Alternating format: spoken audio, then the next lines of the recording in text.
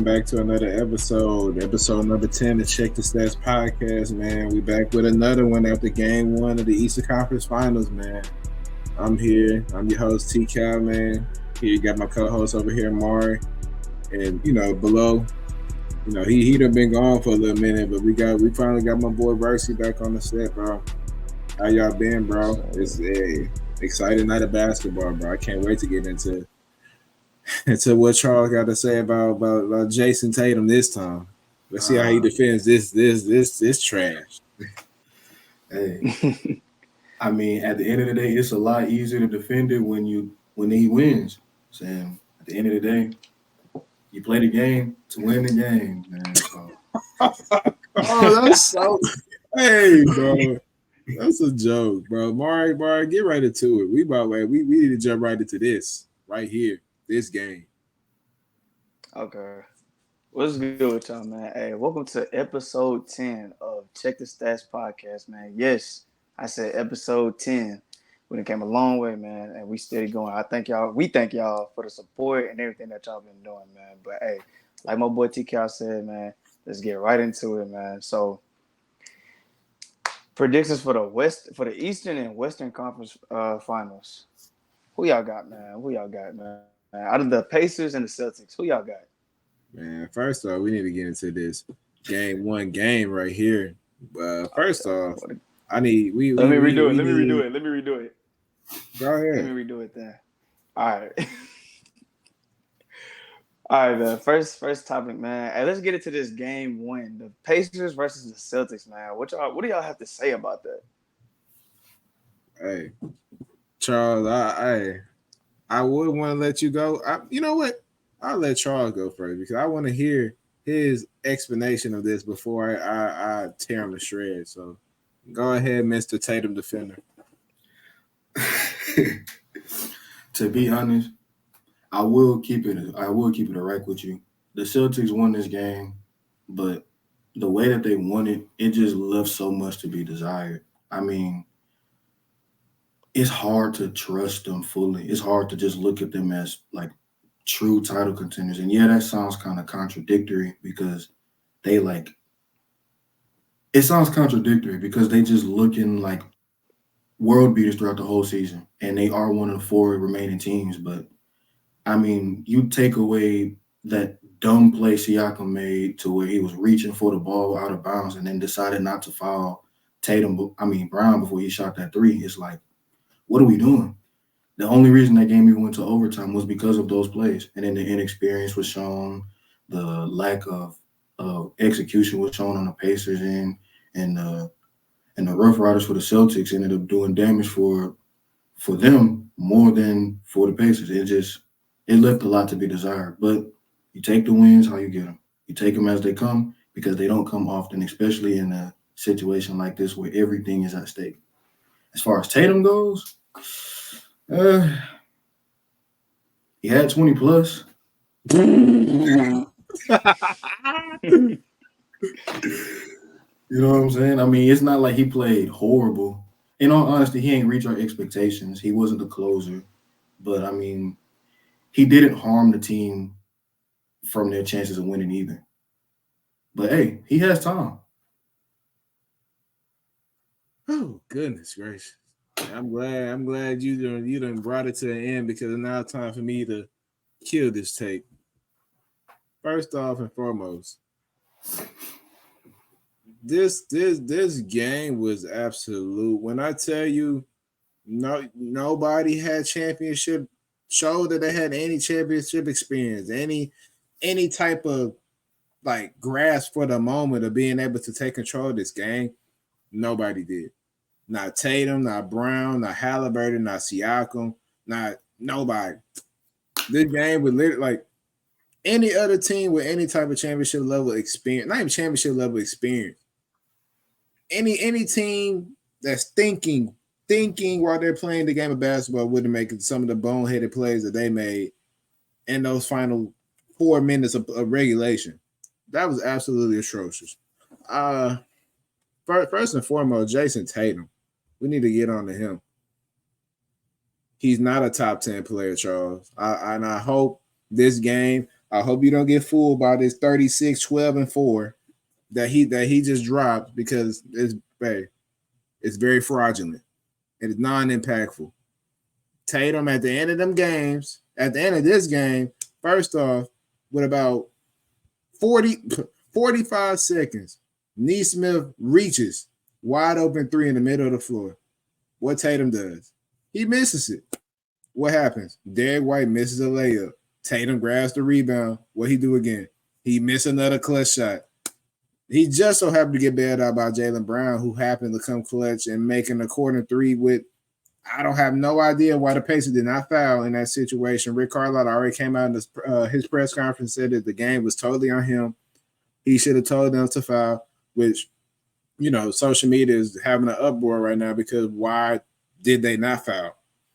The Celtics had no chance of winning this game whatsoever. They crumbled with all the championship experience. And first off, today they just announced that Derek White and Drew Holiday made second team all defense. So on top of Tatum not having a super team like everybody say he doesn't have, he just inducted second team all defensive players on his squad. So to say that Tatum is the man and the superstar, I've seen multiple times in that game where Tatum isn't even getting a touch on the possession.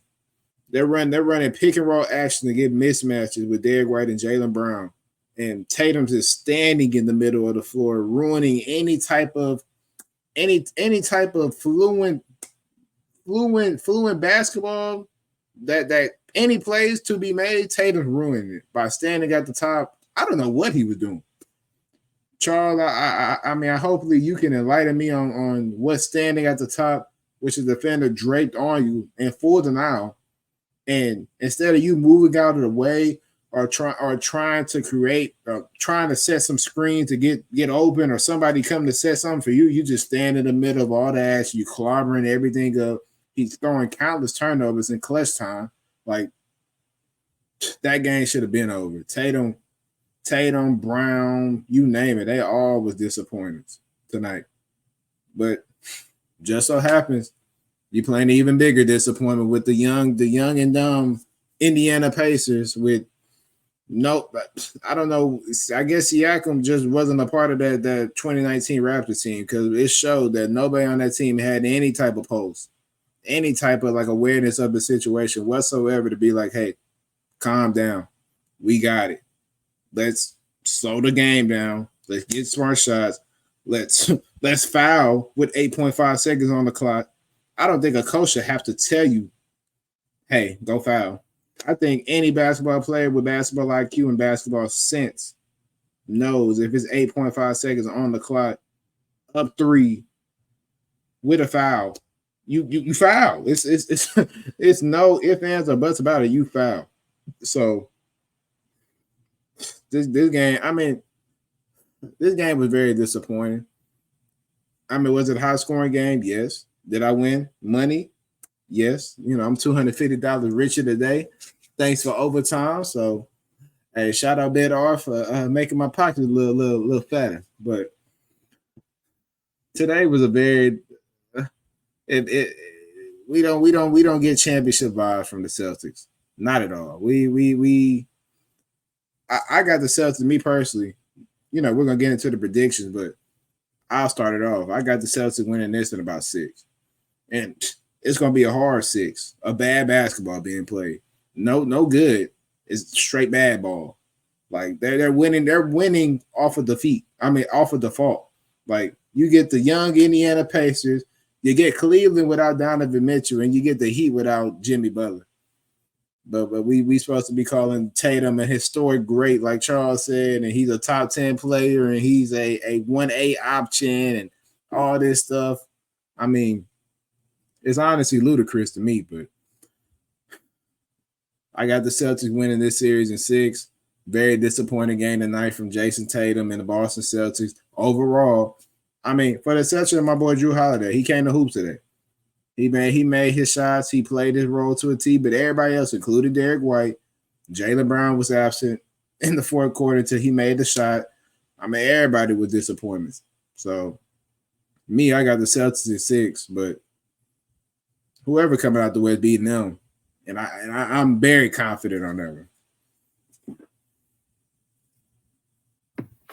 Man, I feel you. It definitely doesn't. It definitely leaves a whole lot to be desired from the Celtics. Personally, I got them in 6-2, but it's more off of the fact that, like, I guess a sense of belief that they could get the job done. Like, if you're looking at this Celtics team and you think about everything that they had to do, it's like if you're the team that we are pitting you to be, like if you're this top dog, you have to take care of business. You have to handle these guys. And I get it. It's the game of basketball. Sometimes the ball doesn't go your way. You have a lot of close calls as the top dog, as the number one seed. And we've seen that over countless years. But when you're that top heavy and in an Eastern Conference that is either Weak. deprived of talent, a lot of injuries, or just a lot of inexperience, which they have seen countless times already from a variety of teams. Heat, no Jimmy Butler, like you said. Cavs, Cleveland with an no injured Terry. Donovan Mitchell, Yeah, and injured and Jared Allen. and no Jared Allen. Exactly. Now you're getting the Indiana Pacers team when their best player in Halliburton is making these dumb decisions, not because he's incapable of making smart decisions, but because he's never been in that position before. Charles, Nobody expected. he pulled up for a 3 after getting that steal when Tatum threw another bad turn. He pulled up for a 3. He I'm not just so even happened. worried. I'm not even worried about the three. That's not the bad thing. It's the fact No, that this man was like, after that crazy shot that Brown hit, he dribbled the entire clock out with like 8 seconds. Like he ain't have chance to run a set play. Like what are no, we doing? but I'm not saying nothing about that. I'm saying like that shows you the level of inexperience. That shows you the level of unawareness of this situation where it's like you get a steal in the clutch time and you pull up for a 3. You just so happen to get bailed out with a foul. But that is an awful basketball player on every level. If you're not Steph Curry, if you're not one of these all-time historic great shooters, and Halliburton is a really good shooter, that's not the shot. That is not the shot. And like you said, with 8.5, I mean, not even 8.5 because Brown hit that shot, but with 6 point whatever seconds left on that clock, Halliburton, he couldn't create nothing. Absolutely nothing. They had no set play. Like you said, they had no idea of the situation. Like they were killing them all night with a Miles Turner pick and roll because Al Horford could not guard. They had to switch the matchup. And even still, a pick and roll with Siakam. I mean, Siakam was getting to it in the fourth quarter. I think he had about 8 to 10. So I'm like, why go away from the bread and butter and instead, okay, it's ISO time. It's time to be showing why I'm a number one option, showing why we're here. And unfortunately, the Pacers ended up choking the game. I mean, a lot of people could say this was a shocker because everybody had Boston winning, not necessarily in a landslide, but they wasn't expecting this game to be that tight at all. I mean, I personally wasn't expecting. I thought Indiana would probably score a little bit, but I thought Boston would put the clamps on them eventually. But that never came. Every time Boston went on their little runs, Indiana would bring in T.J. McConnell and who else? Who else was on that in them runs? It was T.J. Neesmith would come out hit a clutch. Who? Obi Toppin. Nah, Obi Toppin. That was the beginning. First quarter, he went crazy. I think he went for 11 in the first quarter. He didn't do nothing the rest of the game, but this series gonna be an interesting series if you like offense. But if you like good basketball, this is not the series for you. It's the Western Conference. Mario, what you got? Who you think? What's your prediction for the Eastern Conference Finals? Who you got winning and how many games? In the Eastern Conference, bro, I ain't gonna lie, I got the Celtics winning it. I ain't gonna say it's by a landslide, but it's gonna go all the way to Game 7, and it's gonna be it's gonna go all the way to Game 7, man. But with the Mavs and the Timberwolves, ooh, that's a tough one. I ain't gonna lie, I want to see We the never even Mavs. got into that one. You said what happened? I said we never got into that one. We waiting for you. Oh, okay. Back to the Eastern Conference. My fault. No, Yeah, Western. In the East, man, I got the Celtics. I got the Celtics in Game 7, Game 7. I'm gonna go Game 7 with that one. Okay. Well, shoot. I guess without further ado, I'll kick off the West, man. I think in the West, it's a hard series. I mean, first off, me personally, what is up with all this hatred towards the Nuggets? Like, when did the Nuggets become this the most hate? Like, everybody was so happy on their downfall. Like, all the NBA Twitter was just ecstatic, especially Laker fans. I mean, I understand they sent y'all home, but dang, my assessment from that Nuggets series that really showed their true colors. Not the Nuggets, but Jamal Murray and Mike Malone, the head coach. I think they really showed that they were real, true front runners, and I lost a lot of respect for them. Like Mike Malone not being able, disrespecting reporters, and what they were doing all series when things weren't going their way was really disappointing, especially to say that they're professionals in what they do and get paid a lot of money to literally talk to media, like calling media questions, stupid ass questions, and Jamal Murray being blatantly ignorant to the media, and I don't know. It was a really like I didn't expect that out of them. I thought they held themselves at a certain level, no matter if it was in defeat, in victory. I mean, it kind of shows like when things are going your way, you're gonna cry and pout about it. But when everything's going your way, you can smile, you can be in front of every camera, you're visible. Like, so it was a very disappointing sight to see that the Nuggets ended their season and some of the players unfortunately show their true colors, and unfortunately they're front runners. But the Western Conference Finals, I got me personally, it's a hard series to picking because with these two teams, like you gotta like literally pick the smallest little detail because they're so evenly matched in a sense. If not, Minnesota slightly has a better team, but I'm taking the Mavs, and I want to say 7, but I'm going to say 6. I got the Mavs in 6. I think the key for this series is Luka Doncic. I think Luka, he has to show up and play Luka Doncic basketball, not what he, obviously we know he's hurt. We can tell he's hurt. Everybody's hurt. It doesn't matter. I think when Luka's playing on his level, I don't think nobody in Minnesota can check that. I don't think Jaden McDaniels. I don't think Anthony Edwards. I don't think Nas Reed, if you just so happen to throw him at him. I don't think Nikhil Alexander Walker. I don't think nobody on the Minnesota Thunder can check Luka Doncic if he's playing at his level. It doesn't matter the defender. He cooks everybody. I mean, he's been cooking Kawhi Leonard and Paul George for years. So let's huh? Oh, God's echo. I think it's from Maury. But now he been cooking Paul George and Kawhi Leonard for years. So us saying that top level 3 and D guys can slow down him is we done seen it. It doesn't work. So I think Luka Doncic would be the X factor. I think Kyrie, obviously, he has to come along, but I think Kyrie so far in the playoffs, he's been way more impactful than the stats show.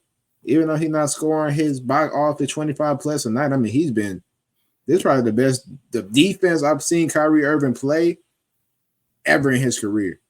Like Kyrie Irving really been locked down, and he really just been doing what the Mavericks needed him to do. I mean, every game he don't have to go for 30, even though that's what we're accustomed to, him making the nice flashy shots and then the flashy plays with his, he's a wizard with the basketball with his handles and stuff like that. But I think his impact on winning has really shown, and like it really shows them like the maturity and the growth of Kyrie in his game, and and that's what a lot of young kids need to pick up on and to view and like observe and like take notes. So like you don't have to just because you're not scoring 30 a game doesn't mean you're not impacting the game. Doesn't mean that you aren't playing good.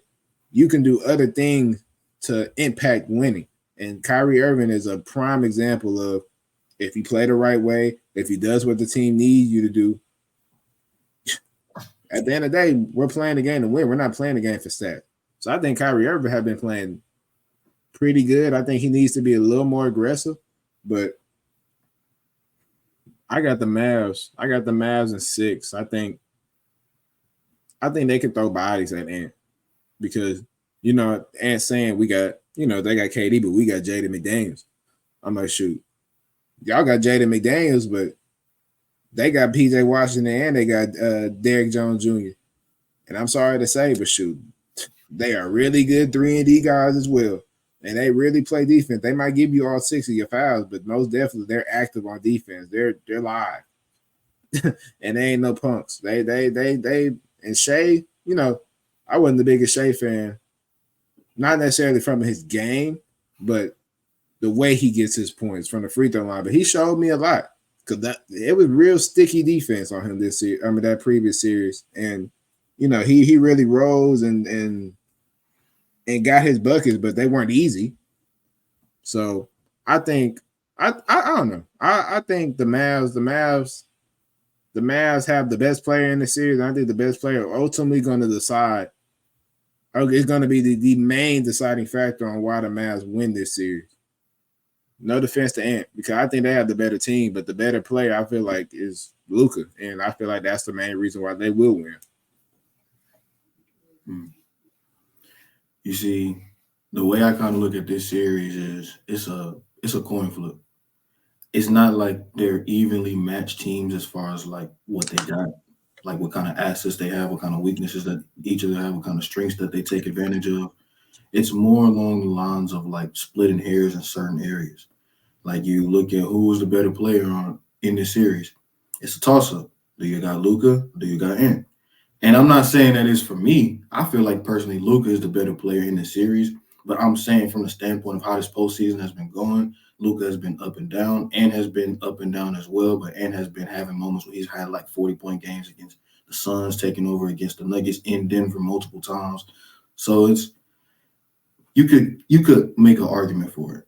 Wait, Charles, I don't mean to cut you off on that, but I think Luka has gone up against tougher defensive matchups than Ant in these playoffs. I mean, the Nuggets, the Nuggets are a good defensive team, but I mean, OKC, LA, my preference, I would think those are better defensive teams than the two teams that Ant had to face. Not to say that the Nuggets, they give him a run for his money and made it difficult, because they did. But I think the two teams, the OKC and the Clippers, had, better defenders that, made life tough for Luka. Where, the Suns are, a pretty offensive heavy team. Defense wasn't really a lot. They card, and like, if we being honest, nobody could guard Ant. In the Nuggets series, it was like a team effort. That makes sense too. For this series, it boils down to a lot of things. You're looking at the Mavs depth. You got to see what you're going to get from the guys that aren't necessarily the primary and secondary scoring options. What are you going to get? Which PJ Washington are you going to get? And he was great this series against the Thunder. Which Derrick Jones Jr. you're going to get for the Wolves? Is Jaden McDaniels going to be consistent? What are you going to get from Conley? What are you going to get from Rudy Gobert? Are you going to expect him to get in double digits all the time? Or is he just going to be known for that one side of the ball, which has been his primary thing? For me, I think what it boils down to, and I feel like it's underrated, I feel like it boils down to the big man. Like, you look at the T-Wolves, it's no stretch to say that they have the best lineup in the league when it comes to their front court. You got Naz Reid, and coming off the bench as a six-man, you got an all-star level player in Karl-Anthony Towns, and you got someone who can make the Hall of Fame based off of his DPOY accolades alone in Rudy Gobert. And that's ridiculous. Like it is ridiculous. Like I'm not disputing nothing you're saying because obviously for defensive player of the year is going to get heavy consideration. But the fact that Rudy Gobert is realistically going to be a Hall of Famer is sickening to me. There's going to be an argument that he might be the best defender of all time just off of his hardware. I just want you to be prepared for it. Yeah, you're going to be the main person in the front of the row making that argument. Oh no. Goodness. I seen Jokic drop 40 and 50 on him. He ain't got me. But I think, like I said, it boils down to the big men because the T-Wolves obviously had the advantage on the front court. I love how active Daniel Gafford is and Derek Lively is. But it's not like they got many options on the bench for their replacements. They kind of like take reps from one another. They kind of split them, and they don't got no Maxi Kleber. So it's like, how long can those guys stay on the court without fouling? Because you love their relentless energy. But you boil it down to a math problem. You got 2 guys on one team. You got 3 guys on another. And all 3 of those guys can impact the game in a better, stronger way than you would expect Daniel Gafford and Derek Lively to do. I mean, they'll get their boards, they're big men. That's what they're supposed to do. But Cat can get you 20, sometimes 30. Nas can get you 20 off the bench alone. And Rudy's going to mess around and probably get you a couple of affected shots, a couple blocks, maybe a couple steals as well. So, in my opinion, I got the Wolves. My heart wants to go with Dallas because as a basketball fan, I want to see Luka get over that hump. But if I'm thinking about this logically, what's stopping the Timberwolves from reaching that finals? I don't see it being Dallas because even with an explosion from Kyrie and Luka, if they mess around and drop 70 to 80 points in a game, that still might not be enough. Because we just seen Jokic and Murray, the best 1-2 punch as far as consistency over the past years change, go out and get you 70 points between the 2 of them, and they couldn't even sniff 90 points until garbage time. So it's like, even with that offensive firepower, you still got the consistency from Minnesota. It's like, it's hard for me to pick against them boys from up north. It's hard. So I got to rock with the T-Wolves. How many games? I got it going 7. And that's another thing too, man. You know, throughout Luka Doncic's entire postseason career, he's never had home court advantage. He's been against the Clippers twice, 3 times if you include this year. Been against the Suns a few seasons ago. Been against the Warriors. Went against the Jazz. Went against the Thunder. Now he's going to go against the T-Wolves, and he's never had home court advantage. That's a problem. For him to be doing all this stuff and expecting to close it out in 6 or close it out in 7, he's never had a series go under 5 games except the one he lost to against the Warriors when he was in the Western Conference Finals the first time. So it's like, that's going to be a hard ask going to Target Center against that amazing crowd that they got up there. It's going to be tough. And it's not that I don't think he can do it. I just think that the T-Wolves are just well-equipped to handle business. I think the Mavs, I think the Timberwolves, they were built to stop the Nuggets with the 3 big men that you can throw at Jokic at any time with a help side defender that's also 7 foot. So it's like throwing bodies at Jokic for them. Like I said previously, like months ago, if we can go back and do a replay and all that, I said the only way anybody had a chance of beating the Nuggets if you had size. And the Los Angeles Lakers from that 2020 season in the bubble was a prime example. When you have 3 bigs in rotation that can throw bodies at Jokic and disrupt them, that's the key. That's literally the key. You're not going to stop them. All you got to do is slow them down. And Naz Reid, kudos to him. He played his ass off. He was amazing. He showed why he was the 6th man of the year. So for everybody that was out there, Malik Monk this, Malik Monk that, Malik Monk don't have that type of impact on winning the way Naz Reid did. No offense to Malik Monk. He's a great scorer. But Naz Reid really showed me something in this playoffs that he can sit down and he can bang with the best player in the league, hold his own, and also disrupt his game. Like, but I think the Mavs are a different beast. Not to say that they're better than the Nuggets, but that's not the same constructed team as the Nuggets. So I think that the Timberwolves are more. The Timberwolves were equipped to beat the Nuggets in a sense with their infrastructure of their team.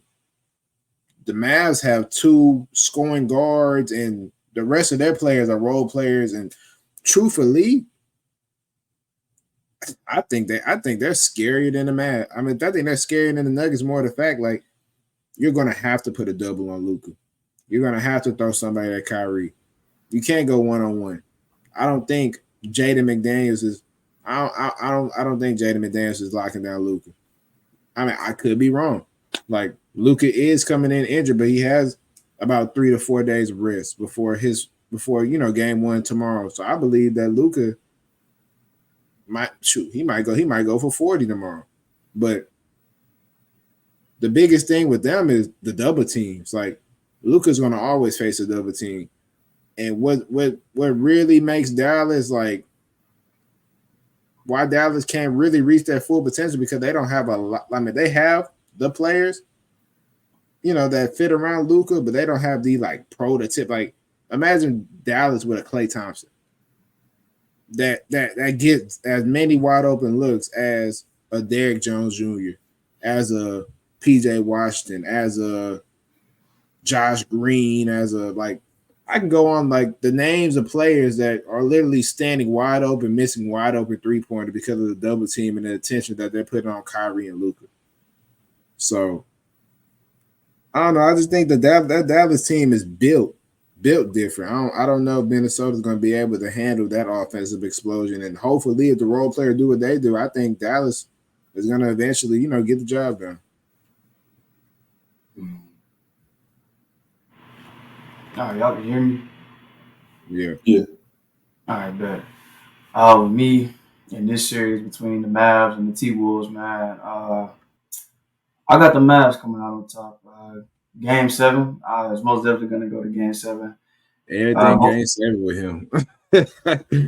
Hey, it's going to be a good series. This is going to be the best series out of all of them, honestly. I feel like it is, honestly.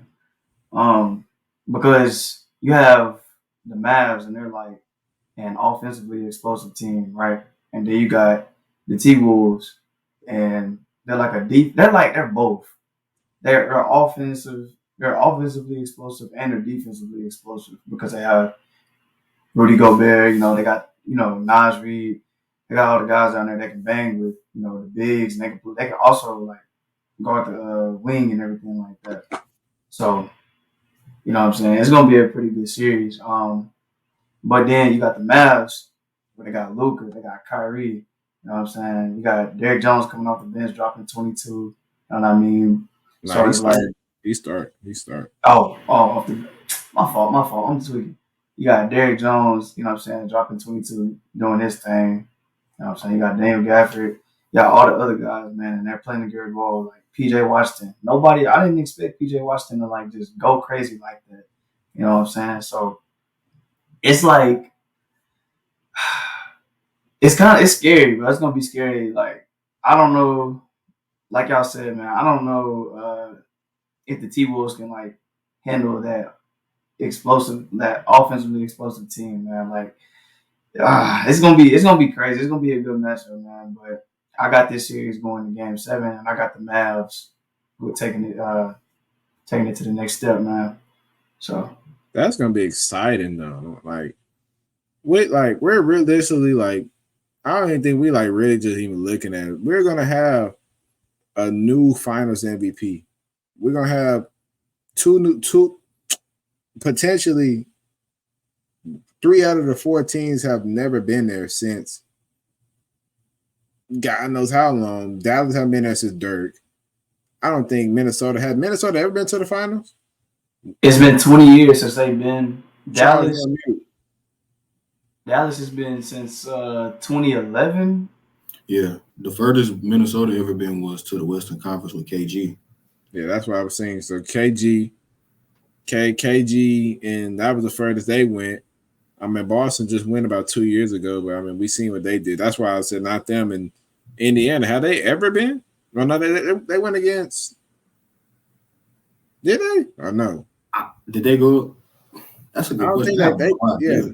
I don't think they did either. So, shoot, this is a very exciting time. Like, yeah, the Boston didn't made it, but Boston hasn't won it since it was the big three with KG, Paul Pierce, and Ray. So, and truthfully, I got it's either gonna be Luke. Personally, I think whoever come out the West gonna win the final. So it's either gonna be Luca, or Ant. So that's legacy defining right there. Like first finals, they're gonna beat the Celtics. Like, trust me. I don't think forbidding an injury, I don't think nobody in the West gonna lose to the freaking Celtics. Like, and it's crazy too because you looking at it like, think about, you mentioned legacies. Like if Ant really wins this, like he's younger than me. Like he's 22 years old. I'm 23. This man, all these D Wade comparisons, those might come to life because that's what D Wade did in his few years that he was in Miami when he first got into the league in 06. And if Luka wins, he gets that Finals MVP. Was he 25? And he's gonna be placed into them talks as, oh, is he the best player? Is he more impactful than Jokic? Is he more impactful than Giannis? Is he more impactful than Embiid? He's gonna elevate himself to them talks. I mean, it's only up for both of these guys, really. And this youth, like I mentioned a couple episodes ago, is really starting to show. But I wonder where, we can say that for another day, because that could be another topic. Mar, we go on to the next segment, because that could be another topic. All right, man. On to the next topic, man. We're gonna rank the previous 4 first overall picks, man. So that's Anthony Edwards, Paolo Banchero, Wemby, and Kay Cunningham. So let's get into it.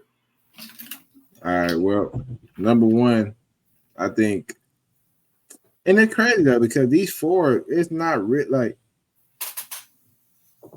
it's harder than what people want to give it, because all 4 of these players are really good players in K, Wemby, Paolo, and Ant. But number 1, I'll go with Ant, because I mean, obviously we're seeing what he's doing now. I mean, he's getting all these face of the league comparisons and saying that he's the new face of the league. I mean, two-way player, two-way player, elevating his game in the playoff, true leadership, and impacts the floor. Impact the floor more than just obviously putting the ball in the basket. He's playing defense. He's a disruptor. He's a vocal leader. He holds people accountable, and he holds himself accountable. And I mean, the talent speaks for himself. I mean, 25 a night. I mean, shooting efficiency. I mean, obviously, with the volume that you shoot, you're not gonna have the best shooting efficiency unless you're big. You're not gonna have 50 plus. So 50 plus %. So I think Ant's first. I think this might be a little controversial. Might not. I got Wemby second. I mean, Wemby. I think words can't describe Wemby. Like, Wemby just made first. He first off, he won Rookie of the Year, first team All Rookie, and he made first team All Defense. I mean, truthfully, I mean, now I know that, the All NBA teams are now positionless, but if it wasn't positionless, I mean, shoot, who was to say Wemby could have made that third team All NBA?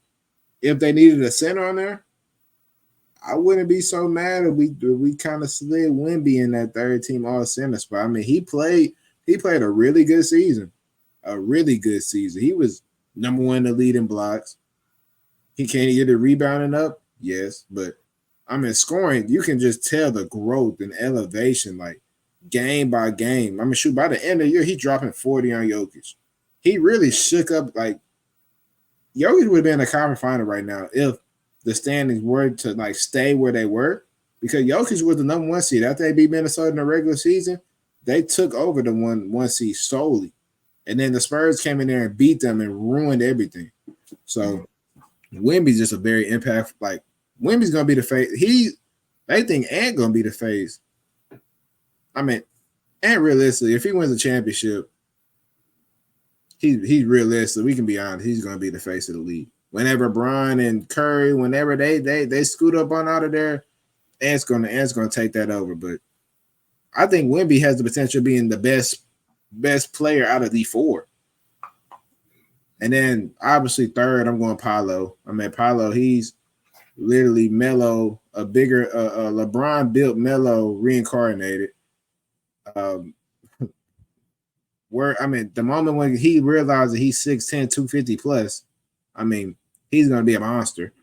I mean, him shooting all these fadeaways and then mid-range shots and stuff like that, that's cute and all, but shoot. Not too many players have your physique, 6'10", 250, tree trunk legs, shooting ability and shooting touch, and then also guard-like skill. It's hard to find guys like that can move like him.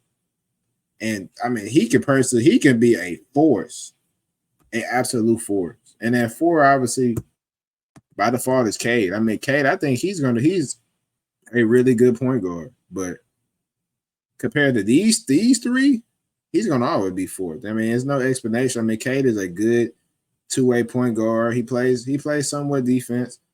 He can score effectively, but, I mean, he's in bad situations. I mean, Detroit, it don't matter what pick they get, they always gonna draft somebody that ain't gonna help Cade. So I got Ant 1, Wemby 2, Paolo 3, and Cade 4.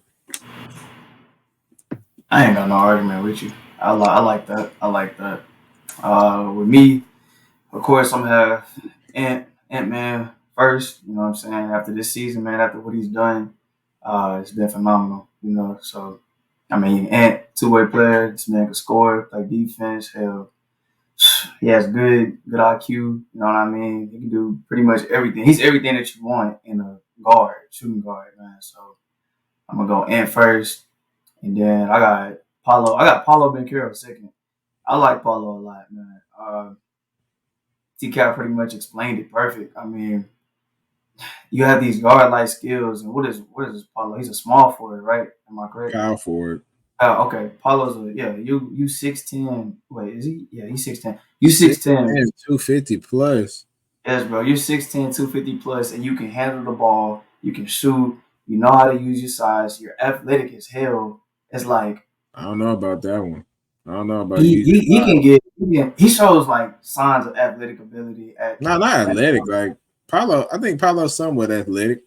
Yeah, but I think him and size, I don't think he uses it all the time the way he should.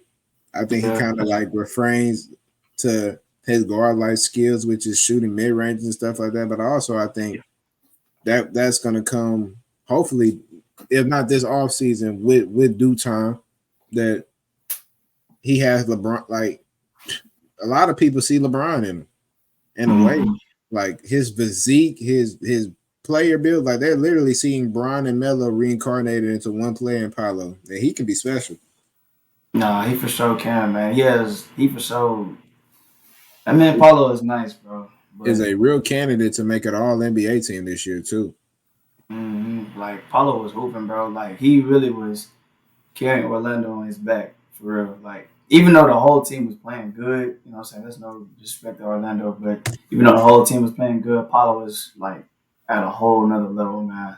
He really did his thing this year. Well, but next I got Wemby. I mean, what's there to say about Wemby, man? He's a freak of nature. I mean, he can score. He can, you know what I'm saying? He can score. He got good IQ. You know what I'm saying? He plays good defense. He was number one. He was ranked number one in blocks this year. So it's like, you know what I'm saying? What more can you do? And he has great IQ. You know what I mean? He's, like T-Cal said, bro, he can really be the face of the league. You know what I'm saying? It's out of him and Ant, honestly. You know what I'm saying? Wemby has potential out the roof, bro. Like Wemby's different.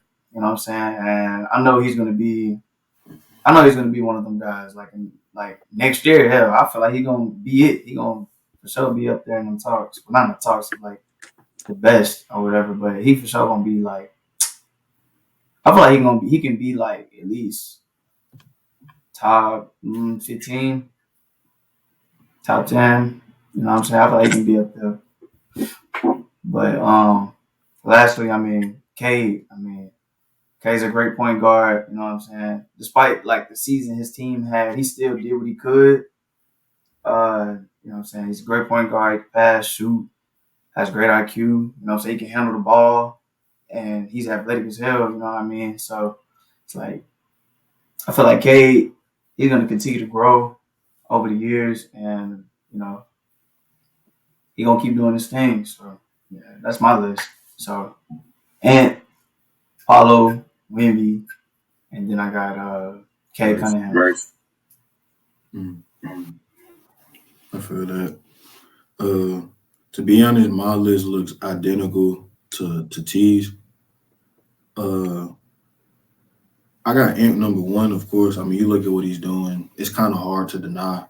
I mean, you just look at his playoff run as of right now. He's been a playoff riser ever since he went up against Ja in his first time.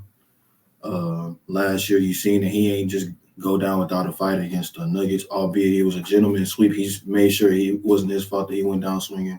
Two-way, he's a two-way defender. You know what I'm saying? He could be a great help side defender, and he's a great on-ball defender. You've seen how much of a pest he was against Jamal Murray.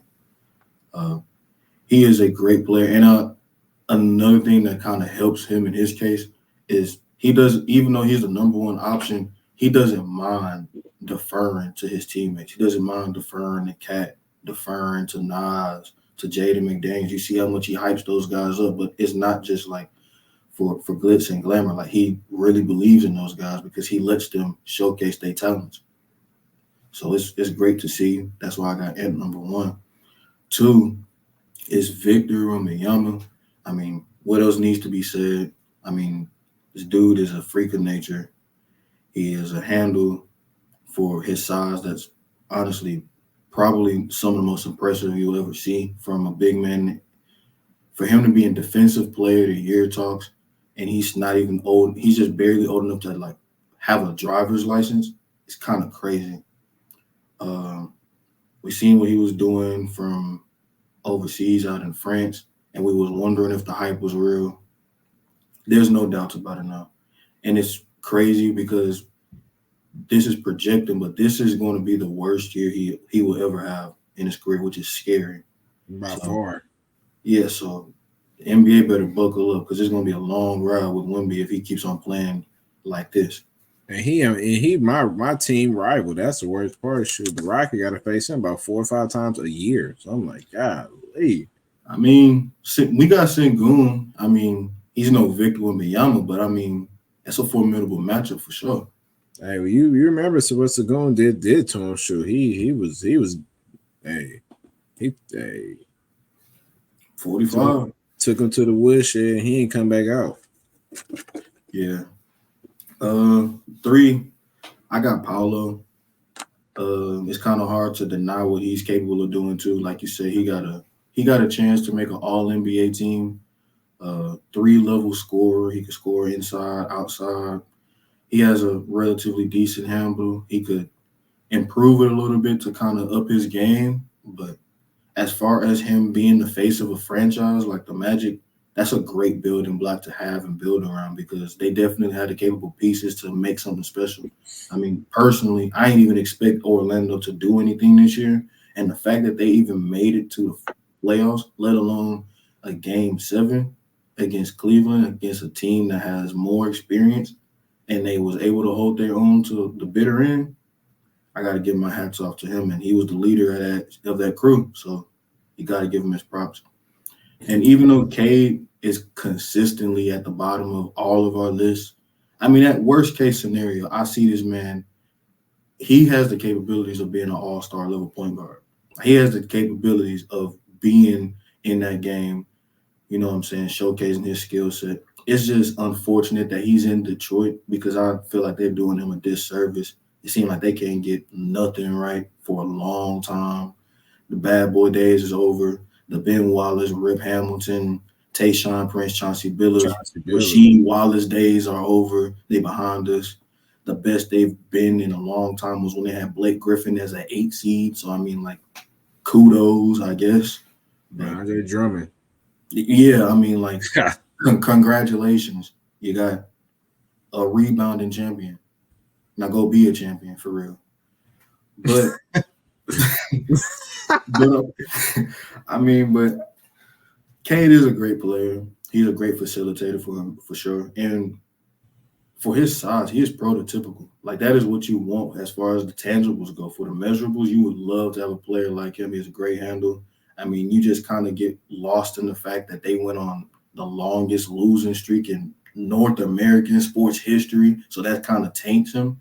But if you just look at his individual success, you can tell he's a baller. And ain't no shame in his game. Facts. All right, man. On to the next topic. We'll be talking about Donovan Mitchell. So, now, what team do y'all think Donovan Mitchell will be playing with this season, next season? Let me reset that.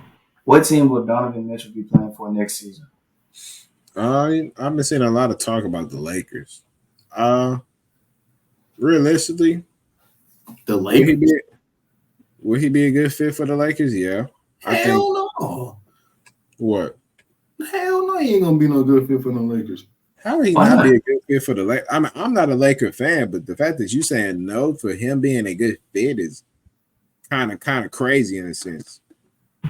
I mean, is he a great player? I mean, would he be a great addition to any team? Theoretically speaking, yeah. Would he be a great addition to the Lakers as far as helping them put more points on the board? That's cool. But look at how much you would have to sacrifice. I mean, it's not like you got much bench depth and you don't really have much to show for it outside of LeBron and AD basically willing your team to barely get into 50 wins and first round, second round exits. I mean, if you want to get over that hump, like, Donovan Mitchell is a great addition, but you get them guys on the bench, get them in foul trouble, or God forbid, knock on wood, you get an injury. It's like, what do you have to replace that with? I mean, like, you look at the team now, LeBron and AD, they showed that they wasn't capable of getting it done with them playing at their absolute best. I mean, you know LeBron is a playoff riser. You know AD, we had questions about him heading into these playoffs, and he was their best player on the team who was giving Jokic all he could handle. And the bench and everybody else not named LeBron and AD couldn't do nothing. You add Donovan Mitchell to that mix, a ball-dominant guard who can score, who can get you 40, maybe 50 a night or in any given night, but you got nothing that's going to be able to be an addition to you towards that bench. You already don't have jack shit. You take more of that away, what good is that for you? I mean, Donovan Mitchell, for starters, he's a 25-plus point per night scorer, which obviously you stated that scoring is not an issue for him. But you have to realize LeBron James is about to turn 40 this year. AD has shown he can't be a number one option. The low's too much.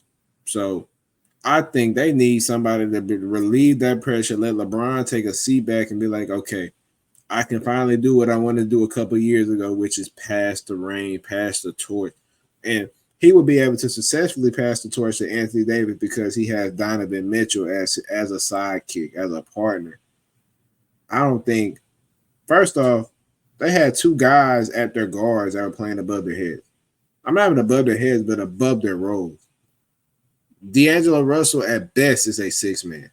He's a spark plug. If you're not a contending team, D'Angelo Russell is your starting point guard. You can't do nothing serious with D'Angelo Russell as your starting point guard. And I'm sorry, but Austin Reeves is not a starter. It's not on a championship team. He is not a starter. Austin Reeves is great at what he was doing in the bubble. I mean, not in the bubble, but when we really got to know who Austin Reeves really was, he was good coming off that bench, being a spark plug, killing second units, and mixing it with the first unit, time and time, and eventually he might close out the game. But you have two guards playing above their heads. You got LeBron James at 39 years old carrying the largest load in the NBA because guys can make open shots. But guess what? Donovan Mitchell can play on the ball, and he can also play off the ball because he is a great shooter. So imagine putting that on the floor with LeBron James and Anthony Davis, obviously you can't come back with the same team, so they would have to retool somewhat in order to find a good mixture to put around those three guys. But as far as bench depth, realistically, I don't think it's a package that the Lakers could throw at them that they could attract, or they could even make Cleveland entertain getting off Donovan Mitchell. So that wasn't even my answer, but the fact that you try to call it out, and so I'm like, hold up, now it's not, it's not a bad fit by no stretch of the imagination at all. I don't think it's a bad fit. I think that's literally what they need. Imagine Donovan Mitchell on that team this year instead of D'Angelo Russell. That team would probably be in the Western Conference Final right now, playing against Dallas right now, and they would be champions. But you know who I see with Donovan Mitchell as that, like on the Lakers? You know who that reminds me of? Who? Phoenix Suns. Too much. I only say that because it's like you're too top heavy. I mean, like you already don't have. I mean, like I'm just trying to look at it from a logical perspective. You already said that they don't have enough to offer Cleveland, but let's say theoretically they do. You're gutting an already weak bench to make room for Donovan Mitchell, who's going to be coming up on looking for another contract. He's a free agent at this moment. You're just he's free. He still got another year. Okay, well, he's on an expiring contract. So you know he's going to be looking for a new one. You got to make room for that, either now or later. And if you're title contending, looking for LeBron to add chip number 5, the Lakers to hang banner number 18, or looking for AD to get ring number 2, it's like, what are you going to do to get that? You're going to get Donovan Mitchell? That sounds cool in theory, but you got a 3-headed monster and nothing to show for it on the back end. I mean, you look at the Warriors, they've had this dynastic run for a few years, for the better part of the late 2010s, but they had the bench to support those guys. You had Sean Livingston to support KD. You had the Leandro Barbosas, the David West, the Andre Iguodala's when he was coming off and splitting time with Harrison Barnes to support Curry and Klay Thompson. That was a perfect fit.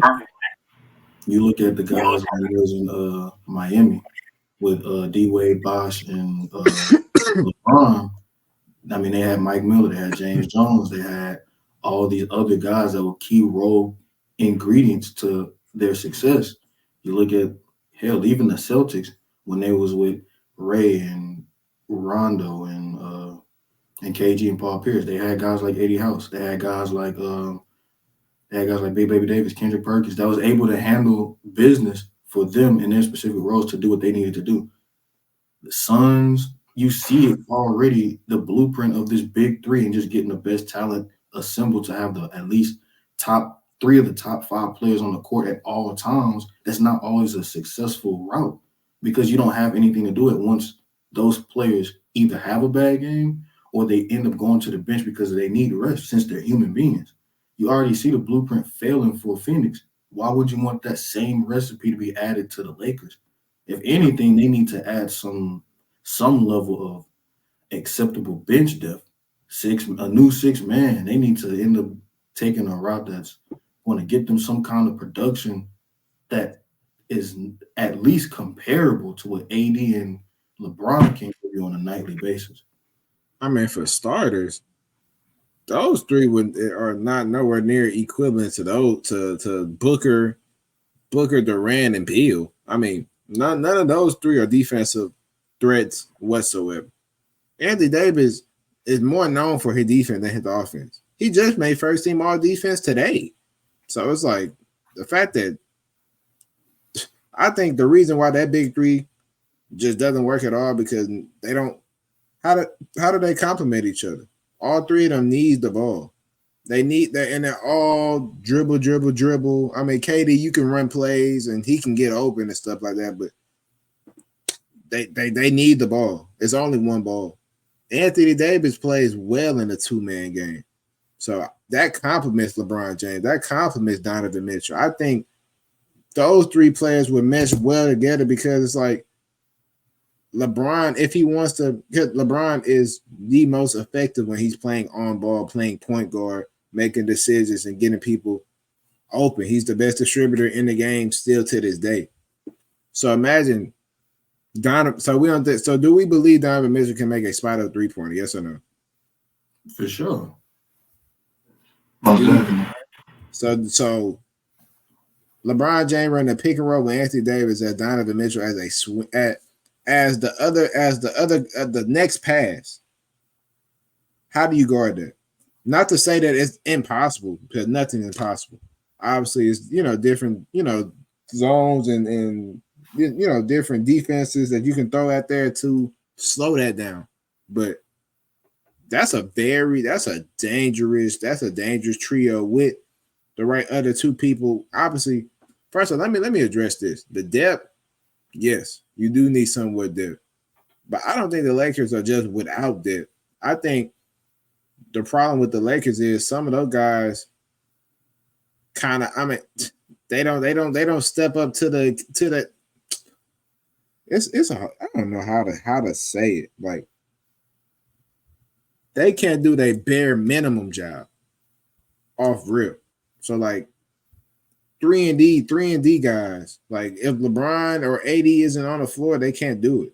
So I'm saying, like, if you add a Donovan Mitchell today, where all the pressure is kind of on him, in a sense, I think those guys would thrive a little more with Donovan Mitchell out there and them getting more easier shots.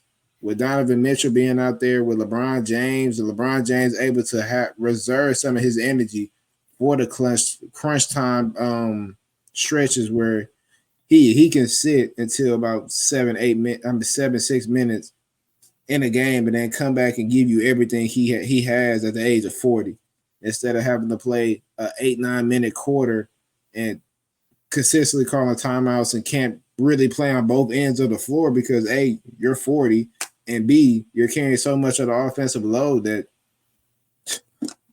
at the end of the game, he's giving you literally everything he has, and it's not too much because you can't really expect in basketball sense, as a senior citizen, to come out here and give you young production. It's just not possible. So I believe Donovan Mitchell would be a great addition to the Lakers. Realistically, is that the fit where I see him going? No. Now, the team that I say that he would be best going to is the Houston Rockets. I think the Rockets, we have the number 3 pick. We have the number 3 pick in the draft, and obviously I wouldn't be saying this without any reporting or anything of that nature. But they're saying that we're openly shopping the number 3 pick. So Lord knows what we could do with that pick. We can trade it for. I really wouldn't know what star that the Rockets could get with that pick, but Donovan Mitchell is most definitely a realistic option on the table with that number 3 pick for the Rockets. Okay. I like that. That's definitely outside the box. I guess it just depends on how valuable the Cleveland Cavaliers look at this draft class to see what they could do something with. If they just see like their guy for real and they want to take a stab at him, I could see that being a possibility before they're making that trade. But who I would expect him to go to, I feel like it would be a good fit in Miami. I think that would be a good addition for him. You look at what they got going on down there. If you're a Miami Heat fan, if you care about Heat basketball, you know that they can't bring back the same team as far as like they're the type of culture that just get it out the mud, handle business, do all this, do all that. And it's just like, what are you capable of doing realistically? Do you expect yourself to just continue to get these low seedings in the playoffs, to scrap and fight your way through the play-in just to make some shake? Hopefully have a Cinderella run just to get stomped out by a team that's supposed to be there. It's like, what are we doing? But you can change that with an addition like Donovan Mitchell. He could definitely take some of the pressure off of Jimmy Butler, who, although he's a playoff riser, he is getting up there in age. You know that Bam is going to give you what he can give you. and you have the legitimate assets to make that kind of move. You got pieces like Tyler Hero, you got pieces like Caleb Martin. If you want to throw in the young guys like Jaime Jaquez and Jovic, you can. So I feel like that would be a decent move for Miami's part, and I feel like that would be something that Donovan Mitchell would be. He would definitely be interested in for sure. Hey, what Miami living with a great constructed team around him, 3-and-Ds, and a defensive minded team. All he has to do really to worry about the scoring and being somewhat decent on defense. Hey, I see the vision. I see what you're talking about. Oh yeah. What about you, Y'all Mar? cooked. Y'all cooked with that. I ain't really got much to say on that, man. Mm-hmm. The two teams y'all named, truthfully, yeah, I can see them with those two teams, especially the Lakers. I mean, he could most definitely replace D'Lo, and that's no shot to D'Lo, but Donovan Mitchell is better than D'Lo, and we all know that. So, like TK was saying, man, when Bron and AD need to like lay back or whatever, D Mitch could take over. You know what I'm saying? Or you know what I'm saying? Be he could have great production on the Lakers. You know what I'm saying? I honestly feel like adding him, they would be a championship team. You know what I'm saying? Because Donovan Mitchell, he can score, play defense. He has great IQ. You know what I'm saying? And he's just a great player overall. You know, Miami, like Charles, you explained it perfect, bro. Like, I mean, that's like the perfect. I ain't gonna lie, that's a crazy like. Oh, that'd be crazy. That'd be insane, man. Him with Jimmy, Hami. I forgot how you say his last name. Hami, Tommy Hawkins. Bam, yeah, Bam, Tyler Hero. That'd But be obviously, nice, they would have man. to trade somebody in that though. I But they think got Yeah, like the they would. pieces, though. That's the thing. Like they could make that move. And get off then and get off Rozier, Mhm. and then you have a great coach and damn, what's his name? How you say his Eric name? Spoelstra. Yeah, Coach Spoelstra. So it's like it'd be great, man. It'd be like a great fit for D Mitch, man. That's dangerous. I ain't gonna lie. Like I feel like they would go deep in the playoffs with that squad right there. I ain't gonna lie. Like that's a squad right there. I feel like that can really knock the Celtics out. Like honestly. Yeah. So that's my take on that, man. But next topic, man. We're gonna go to Bronny. So do y'all believe Bronny is a legitimate draft prospect? Uh, yeah. I mean, I think he's going to be a better pro than he was a college player. I think certain guys don't thrive into that. It's like, because you have to play within a system. I think the NBA is more like you have more opportunity to display your skill set than in college where you have to run the play. Like, if the play is you got to give a post feed to the big, you have to give a post feed to the big. Now, in the NBA, you kind of get more of like, freedom to rock out. And that's when you really, true. If we think about it, how many of these guys went to Kentucky together? And how many guys went to Duke and all these prominent basketball powerhouses? And we didn't see none. We may have seen one of maybe 4 or 5 draft picks from that team really just show like, damn, like he's like that. But like the other guys on the team, they're playing their role. But the NBA scouts and stuff, they see potential. I think Bronny could be. I mean, he kind of named his comparisons greatly. I think a Davion Mitchell for him would be great, and I think he could play in the league. I don't think.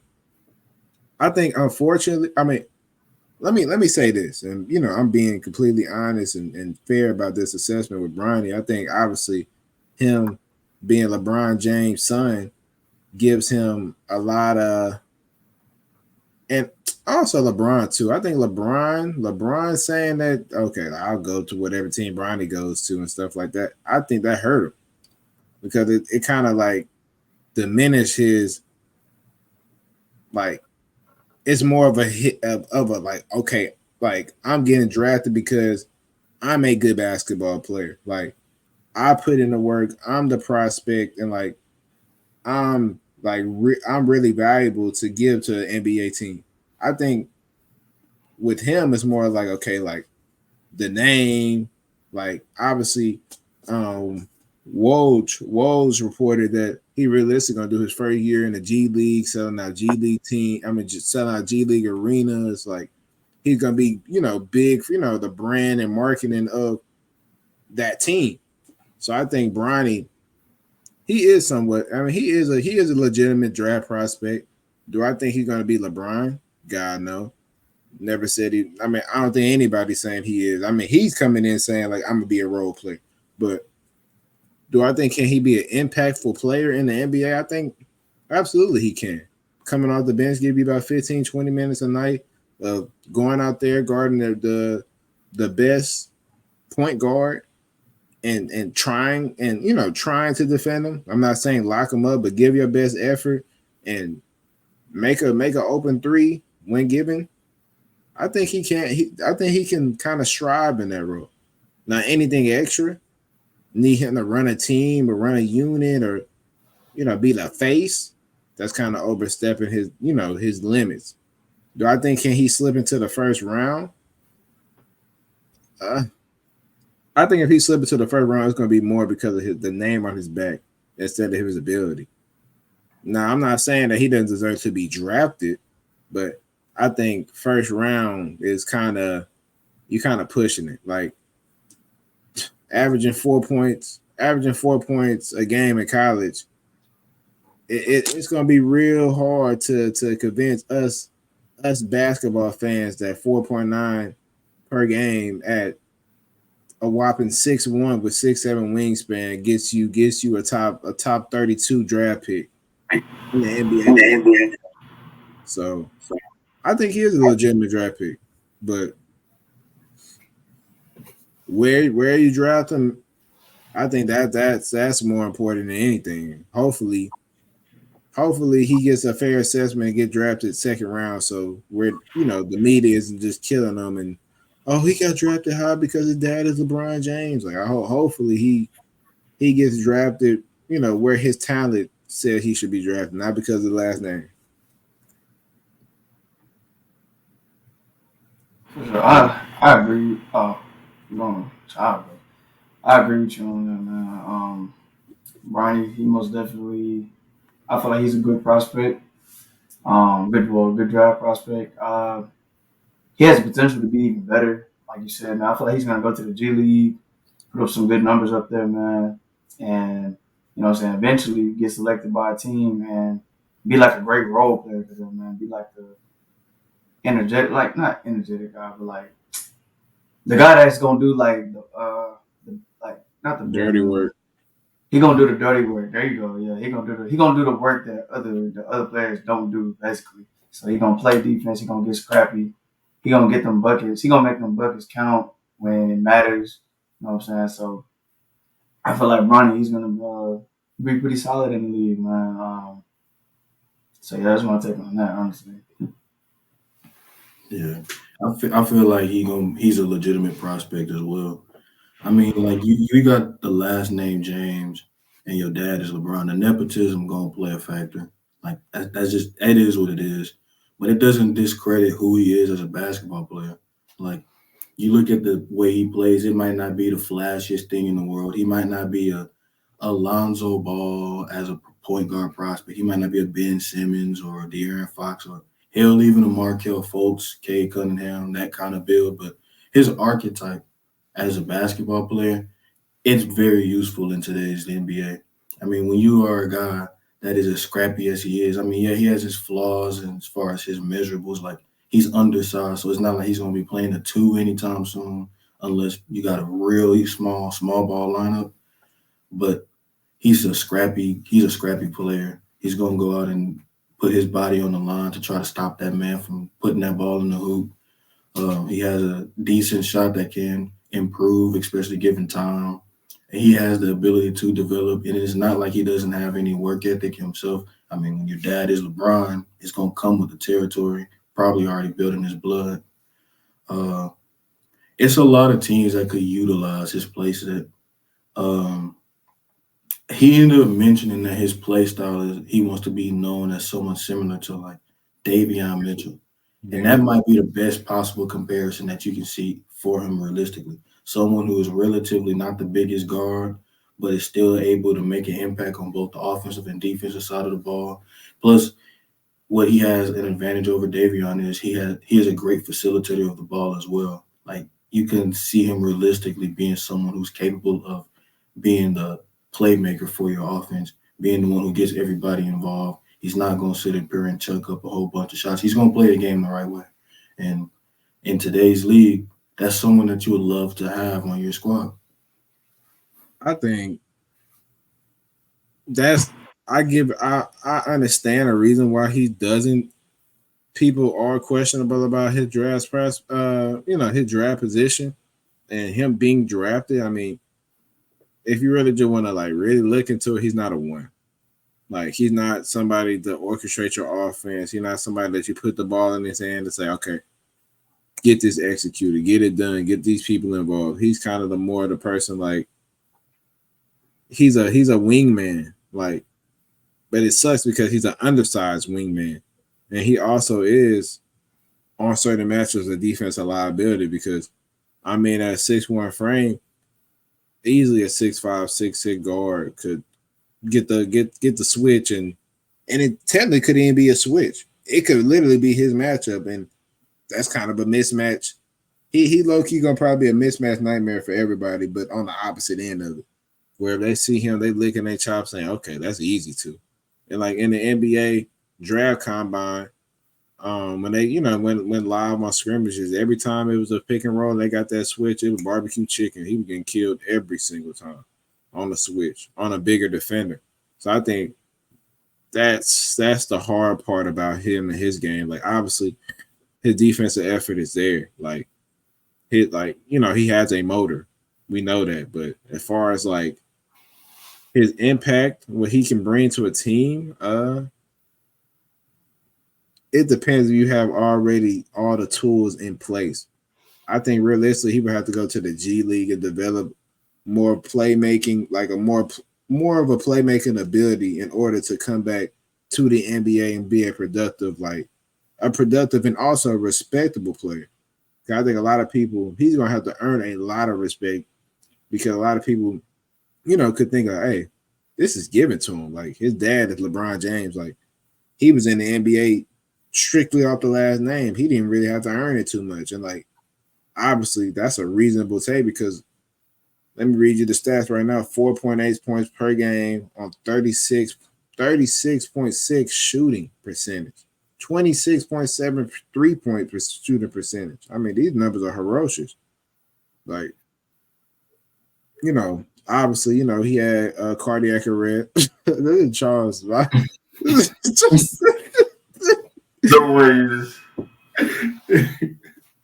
Right, we're not laughing at the cardiac arrest. I would laugh because he was already smiling like previously, but it's just the fact that you mentioned atrocious. That's something. Yeah, that's why I was looking. I'm like, bro, no. Like when I started laughing, I'm like, bro, no, because somebody might see it like, oh, they're laughing because he said that, and it's like, no, like literally seeing you already smiling when I said his numbers stink, and I mean, sheesh, like these numbers are horrendous, but also his play style and his play style is really what I don't even know, bro. I can't even lie. Like I don't even know if his play style really attracts these NBA GMs. Like the last name of what Brian said about him traveling to whatever team drafts him. I think that unfortunately might be it though. I think that might be the deciding factor on why he really gets drafted higher than what he realistically could be because of what LeBron said, this season saying that he would leave his situation in order to play one season with his son. So yeah, it might be a detriment to him.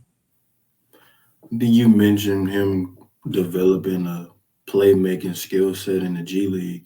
Because of the fact that he's so undersized relative for his position, for him to maximize his playing time in the NBA, he has no choice but to be a respectable playmaker in today's league, or if he can, above average.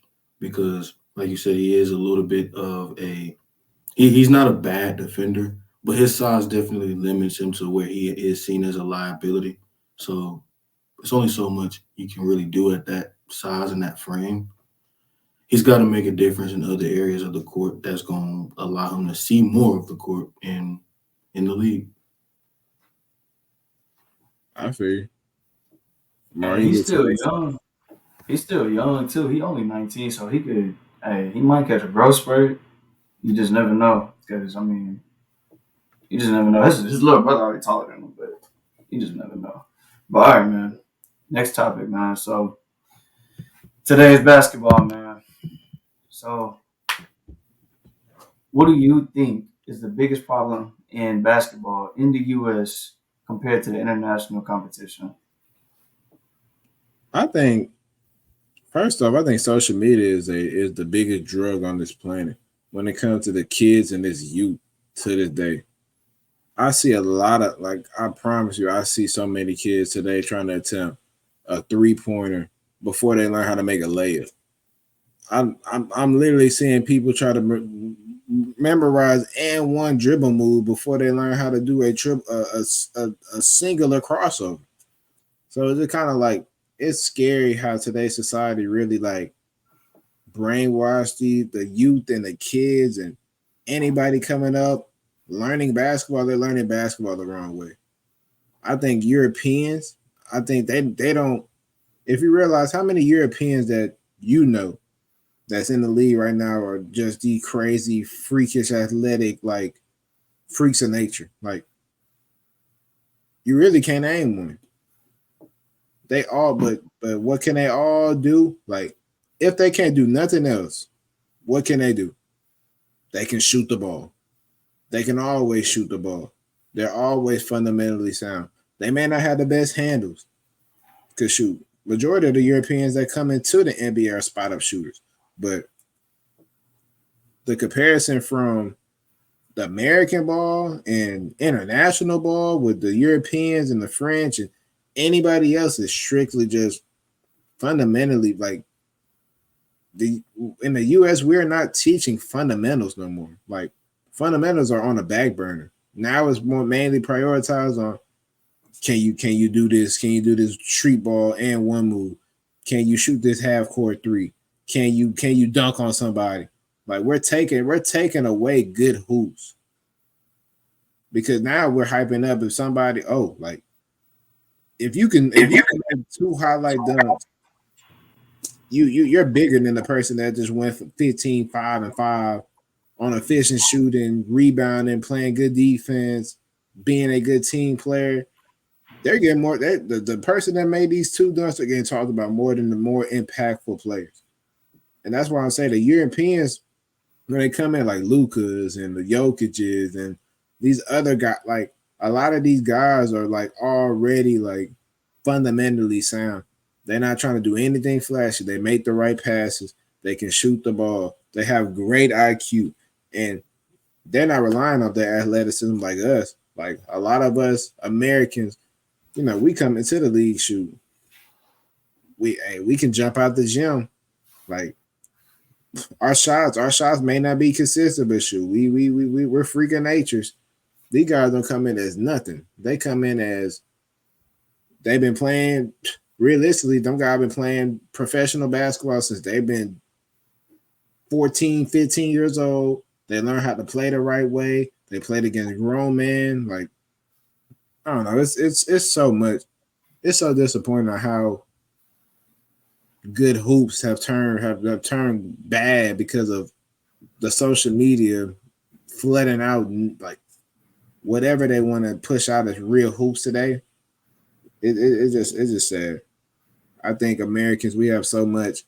If we get back to the roots and learn the fundamentals and prioritize doing the right thing instead of the flashy thing, I think we would be better. But man, shit.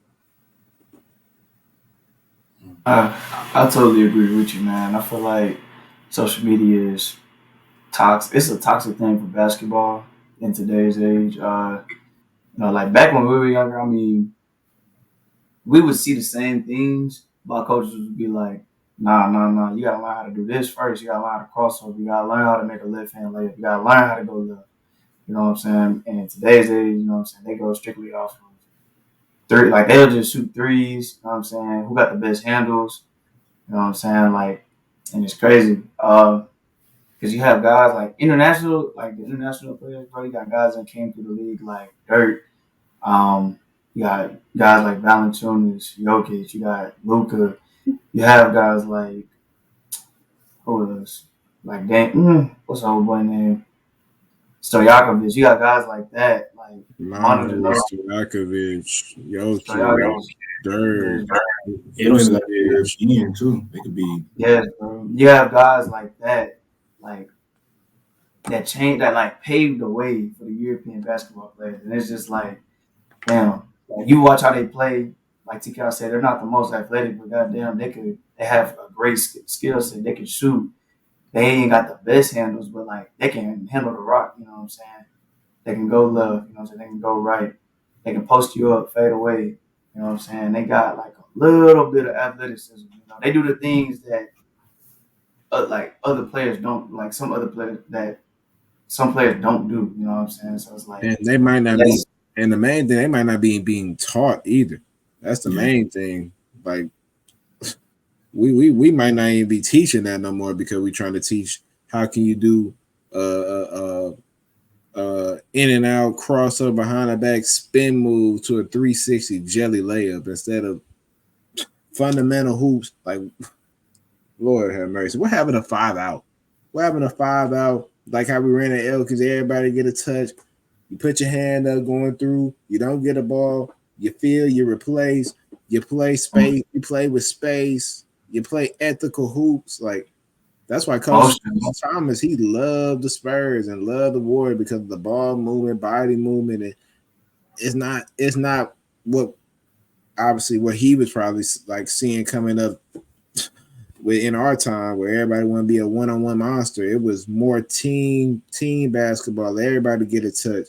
Everybody be able to make decisions with the ball in his hands. Like I don't know, and that's why I'm very grateful for Coach Thomas and Elkins because he taught me the right way how to play basketball instead of going to these other schools and showing off my bag or whatever. I learned how to play solid basketball that can travel a long way, and I can teach a multitude of players on how to be effective on the next levels strictly off of fundamentals. 2 foot stops.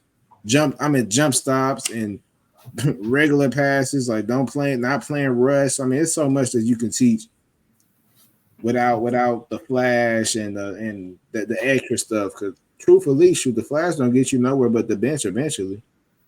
Because flashy always end up into what turnovers, missed dunks, embarrassing plays, game swinging plays that eventually lose you game. Yeah. Uh, I agree with both of y'all, but I wouldn't necessarily say social media. I was gonna try to be a little bit more technical. So like obviously that plays a factor. But as far as teaching the game, or at least what we're pushing out towards the youth and what we see now on the American side as opposed to the international side, I kind of feel like it's different levels of talent. So like with in house with America, we're focused on talent. With our talent is seen as raw athleticism, or who got the deepest bag, who got the prettiest shot as far as like distance goes. We're looking at those things as seen as like, okay, yeah, this guy's gonna be a prodigy. Where as far as the international, it's like, okay, who's gonna play the right way? Who's gonna package all of these different assets and tools, combine them all into one complete package, and end up showcasing that to the rest of their competition and on a nightly basis, on a consistent basis, to where everybody has no choice but to know who is that kid, who is Luka Doncic, who is Victor Wembanyama, who is Rudy Gobert, who are these international players that are showcasing their talents that can't be ignored. Also, you got to think about it like this too. I feel like everybody in the world wants to be they want to be remembered for some things that they're capable of doing. Like everyone wants to be revered, they want to be legendary, they want to be great, and that's normal. That's human nature. Everyone wants to be that upper echelon type of dude, especially in the NBA when it's not that many great dudes like that at all. But from the American side, I notice it's a lot of players that want to be in that level of superstardom. It's a lot of individualism as far as, oh, it's me, me, me. It gotta be me that's taking this last second shot. It gotta be me that's leading our team to this title run. Even on the college level, it gotta be me. I mean, even though that's more system oriented, you can still see aspects of it with guys that end up scoring like 40 points a night in the tournament just to see their team get bounced out in the Sweet 16, the Elite Eight, not even make it to the second weekend of the tourney.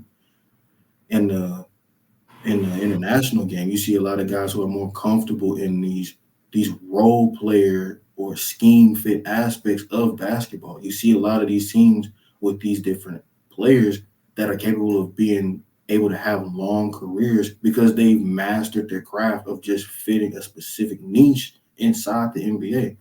I mean, you look at the guys like Manu Ginobili, who's making Hall of Fame careers off of just coming off of the bench and being a spark plug. You're looking at guys like Peja Stojakovic, who's revered as one of the best three-point shooters of all time because all he needed to do for the Kings was shoot threes. You're looking at guys like Paul Gasol and Mark Gasol, who are great big men for championship contending teams. One on a team that was seen as a more dynastic level with the Lakers and being the second piece with Kobe Bryant. The other, Mark Gasol, who eventually got over the hump when he went to Toronto and teamed up with Kawhi and Kyle Lowry and all them boys. Like, yeah, you're going to have these superstars, but and you're going to have superstars on both sides, international and homegrown in the United States. But you're going to have to live with the fact that not everybody's going to be a Steph Curry, a LeBron James, Anthony Edwards. You're not going to be those guys. Not every single player in the league. And on the international side, you can say the same thing too. Not everyone's going to be a Jokic, uh, a Luka, SGA, a Giannis, an Embiid. You're not going to see those guys, but you see a lot of people that are capable of knowing their role, knowing what they need to do, and being the best at it, as opposed to having this individual mindset. And also one message for the youth, like you find your niche. Just find your niche. Like you don't have to be the greatest 3-point shooter. You don't have to be the most athletic person. You can impact the game in so many ways outside of scoring. You can impact the game in so many ways inside of getting the highlight reel play, the highlight like the most exciting play in the gym. It's trust me, those guys they're here one day and they're gone the next. I promise you. It's a lot more ways to be impactful for the game of basketball, learning fundamentals, playing the game the right way, and like it'll take you a long way, trust me. The college coaches and scouts and stuff, they look for the guys that intangibles are way bigger than I mean, I'm not gonna say way bigger. I think it's hand in hand, but I think intangibles are more important in basketball than your skill level to a certain extent. Not for the star guys and stuff like that. Obviously, their skill to skill, but I think intangible can take you further along the way if you don't have those type of skills, like get on the floor, being a help side defender, like just simple things. Yeah, I absolutely. wouldn't. I wouldn't like social media. I'm gonna go back to this. Social media. It like in some aspects it is toxic for basketball, but I gotta think back when I was hooping. You know what I'm saying? I was watching guys like Devin in the lab. Remember? I don't know if y'all remember him, but Not he trying was to. making like yeah, he was making like little hoop videos and like doing like the crossovers, and he was like it was just like all the dribble moves, and then you know what I'm saying, just watching guys like I don't know like Chris Paul and everything like that. Like it's cool to like take dribble moves and stuff like that, but you know what I'm saying, learn. You know what I'm saying, learn the fundamentals first. That's cool and all, but you know what I'm saying. Make sure you learn the fundamentals first, because that's what's gonna make you like help you get over that hump in basketball. Because you can do all that dribbling and all that other stuff, but if you ain't got no fundamentals, bro, like you can't go left or you know what I'm saying, you can't shoot or you can't do like a post move, like a post fade or something, like just basic basketball, you not gonna get that far in it. So that's my Yeah, take on that. facts. You're not lying about that. Shoot, learn the fundamental. Yeah, Learn them. yeah. Basketball at its core is fundamentals. Everything else is just a cherry on top. So A lot that Exactly. boy Devin in the lab, that boy he had me trying to like dribble like him and stuff like that. But I'm glad you didn't. 'Cause, boy, I only took it hard. I that only took would it have been hard. an eyesore. I Mark trying to tried. be I was trying to Mark take it trying to hard. be an one dribbler. Nah, he don't do that and one stuff. It's just like you just gotta. I gotta send you some videos, bro. Like he don't do that and one stuff. But I'm gonna show you some videos. But Charles anyways, remember what next. they used to do with him. you said what? So you remember what they used to do to you, shooting outside in the backyard on that court, boy. I used to be getting charged crazy work.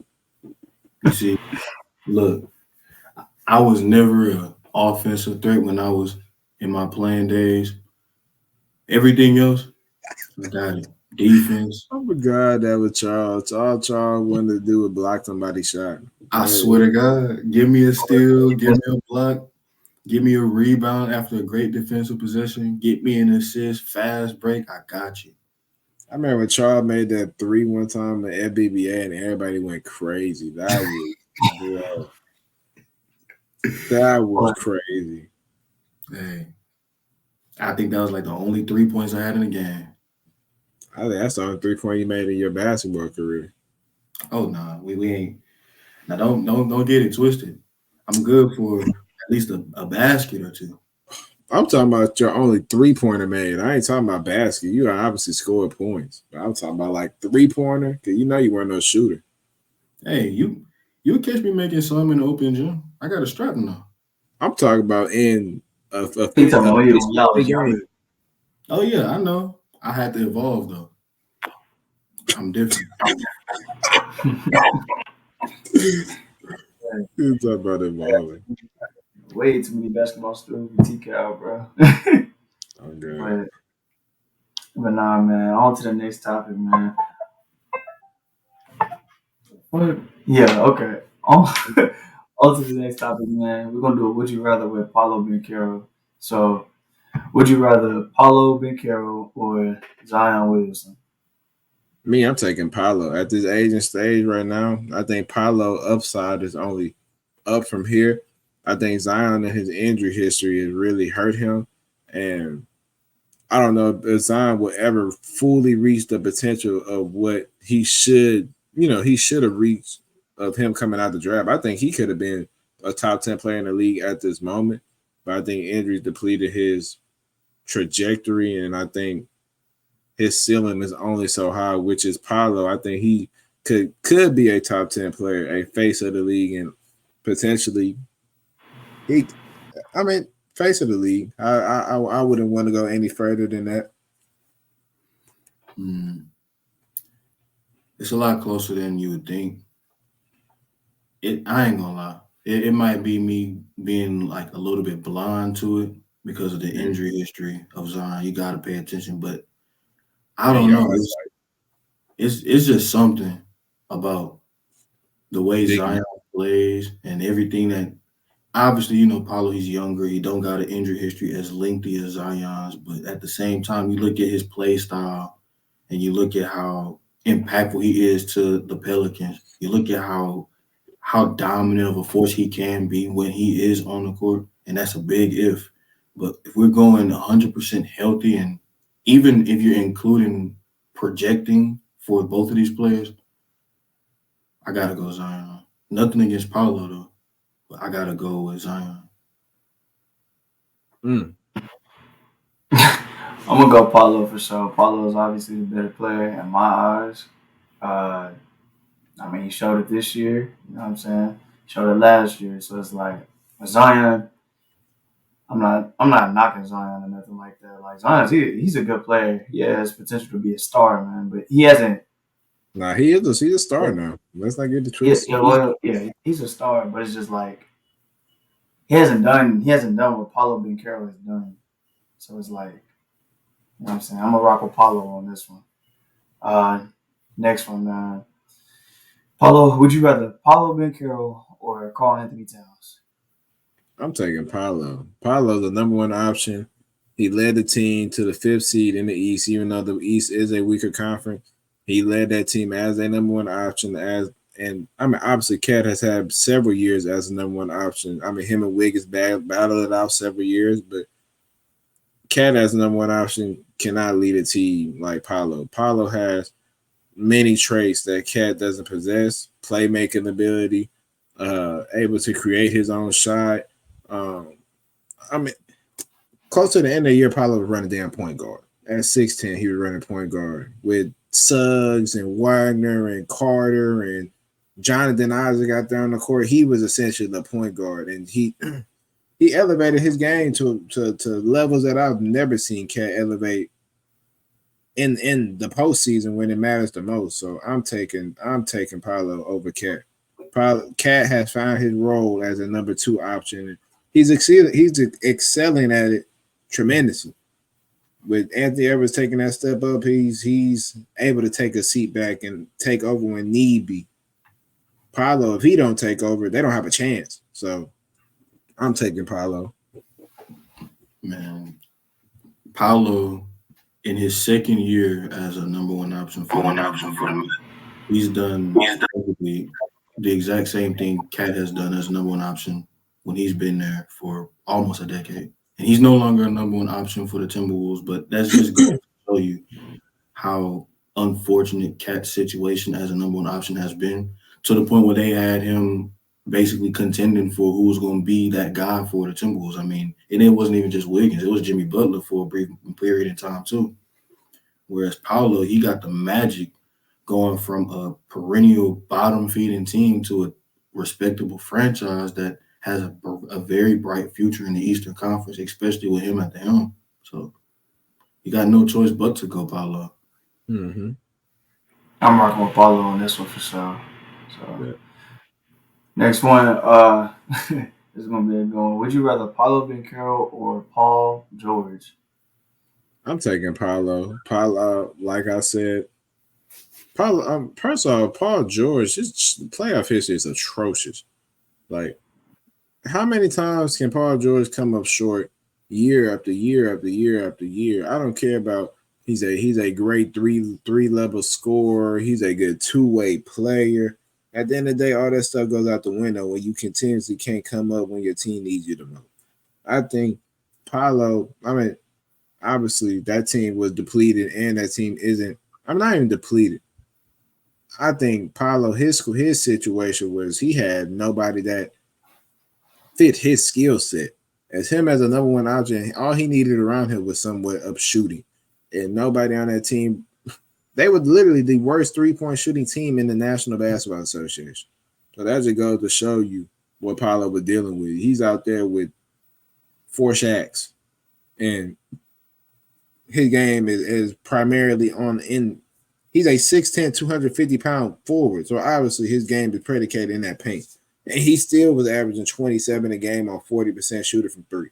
Like, Paul George could never. I mean, Paul George, he was number one option on his teams in Indiana, but I mean, we never seen Paul George like, all right, like he's like he could potentially be the best player in the NBA. I think Paolo has that type of ability. When all the older guys are out in the way, I think he'll be in the contending with Ants, with Wimby's, with those type of guys on being one of the best players in the NBA. So Paul George, I mean, he's 32, 33.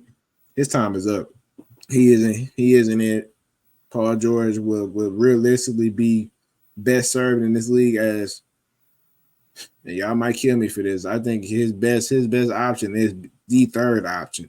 I don't think I think second option days for him is over. So I'm taking Paolo. The sky's the limit for Paolo at this age and stage. Man, what a fall from grace Paul George has had, man. This dude was my favorite player for a number of years. Thank you. He finally told the truth. And Jesus. finally, Yes. come on, man. But nah, this I gotta keep it erect, man. This dude, we're comparing Paolo Banchero, the best player on an Eastern Conference team, leading a young squad to their first playoff appearance in years, to relevancy since what, the Dwight Howard days. We're comparing him to a dude that hasn't been a number one option since I was in high school. I mean, us talk about it. I mean, Paul I George want has to had see. I Paul want to George see has the had news. blunders he has had blunders on top of blunders on the levels that's similar to James Harden. And that's a debate to see who is a bigger failure in the postseason. Like that's not good.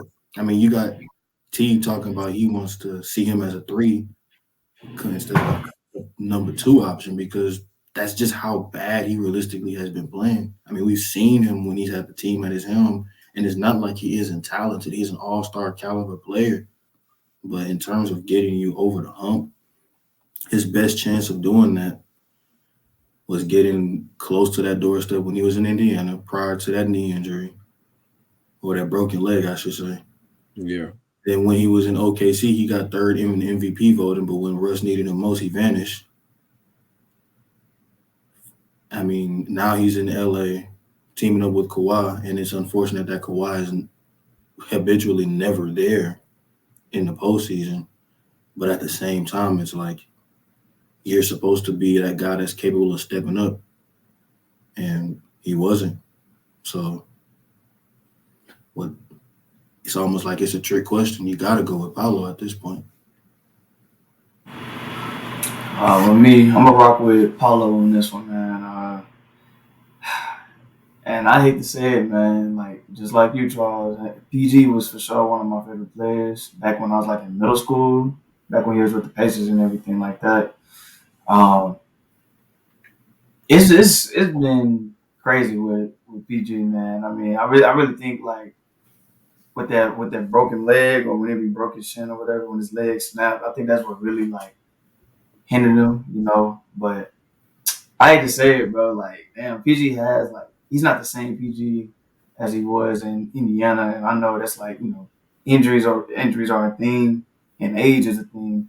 But it's like what I'm saying. You've been in the NBA all these years, and you haven't been as impactful. Like, you're a number three option, yes, but like even when you were like number one and everything like that, like with OKC, when Russ needs you, you know what I'm saying.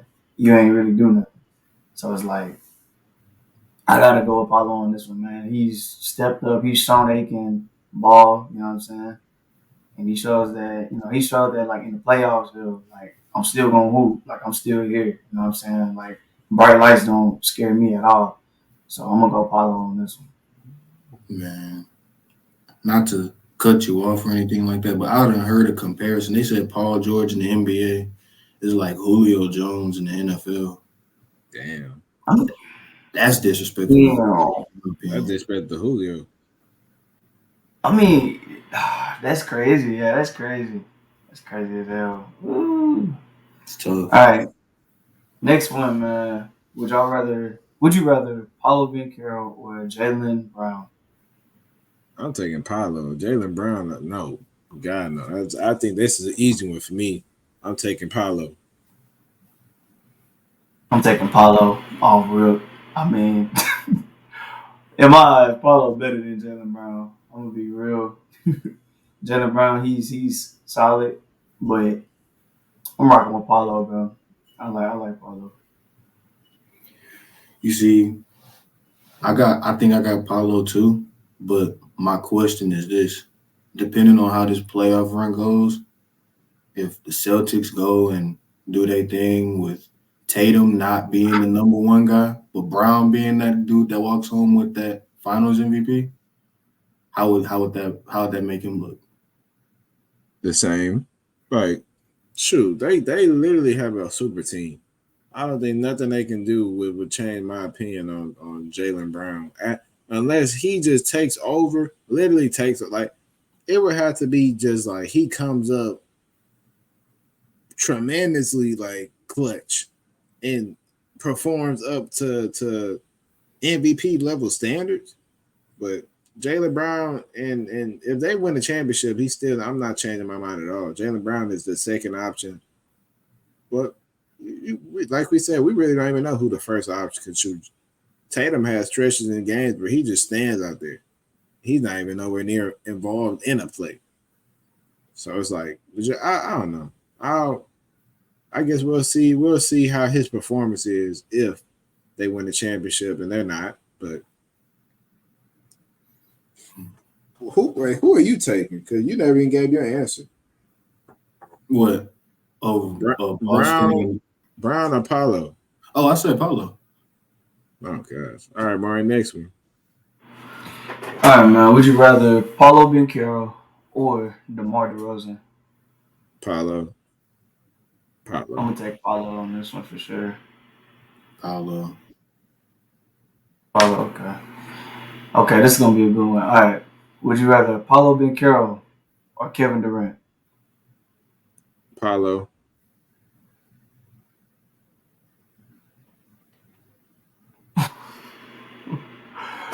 Ooh. Oh, this is a tough one, bro. How's it tough, Charles? What you looking at? What's the answer? Bro.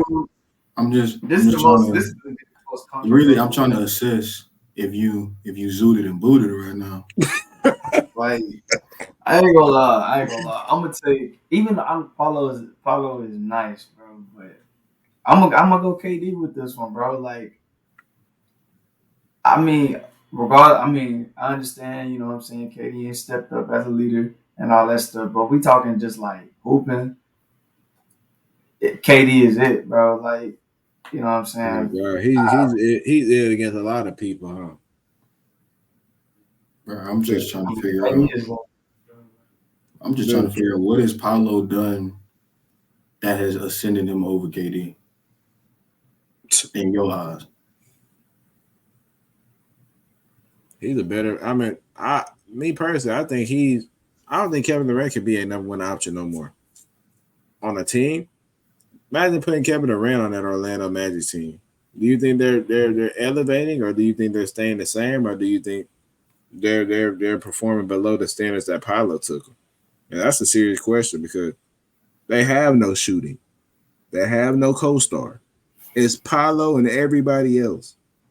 And Franz Wagner, you can say what you may, but he can't shoot a lick, an absolute lick. He might be 6'10" with a bunch of other ability, but shooting, no sirree, no sir Bob. You telling me that okay? Let's put this in reverse. You think Paolo on the Suns is making it much of a difference? Yes, he is.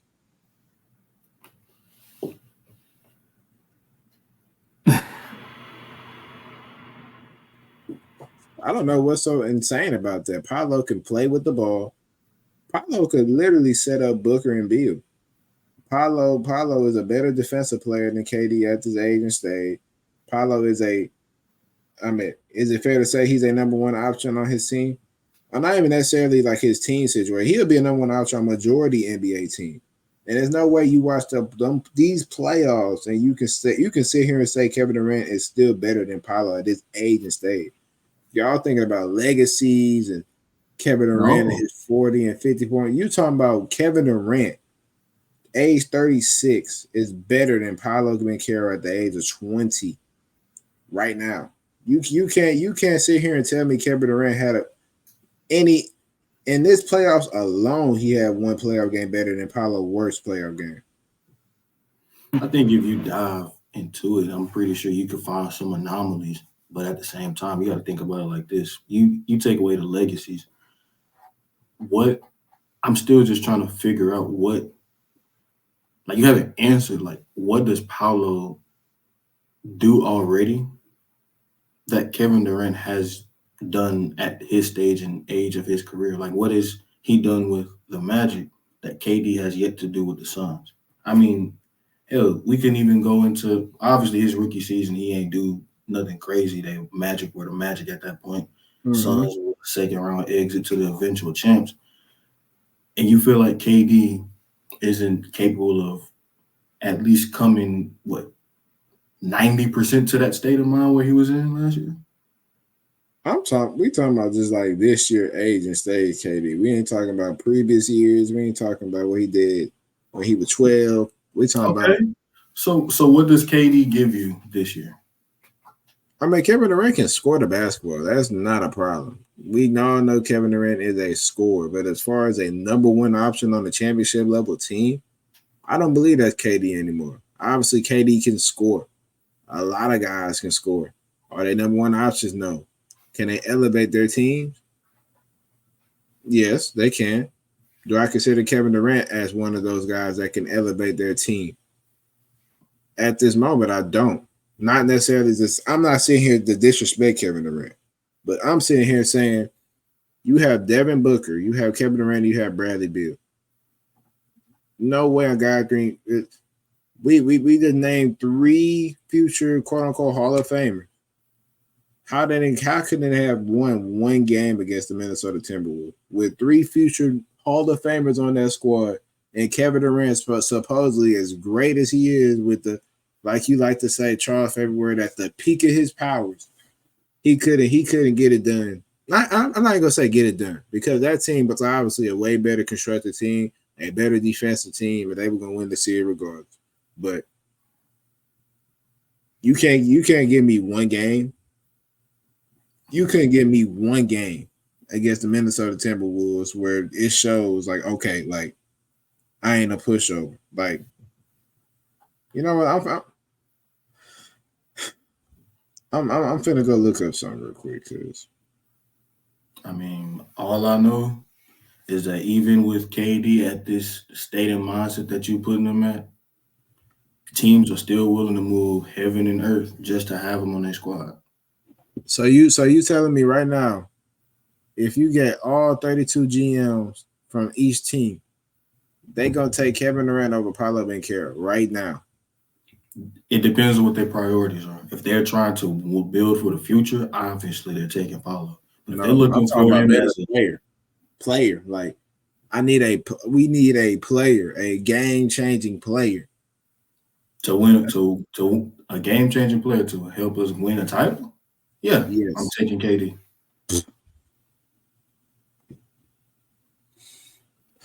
I forgot that boy Charles had been on that CC. If you know, you know. Man, whatever, man.